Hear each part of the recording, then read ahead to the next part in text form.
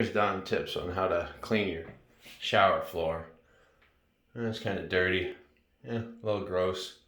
Kind of let that go a little bit. Anyway, you get these little brushes here from Amazon, like $7, and then just hook them up to the drill gun there. And I'm using this Clorox bathroom cleaner, and then just spray that in there. There you go. Let that sit for a minute. All right.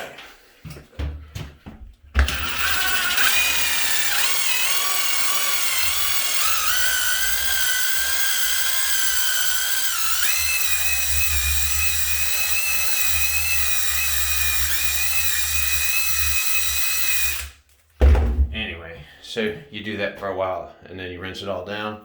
That's a quick way to clean your shower up. I gotta do this glass here too. It's got like water stains and stuff on it. Anyway, thanks for watching.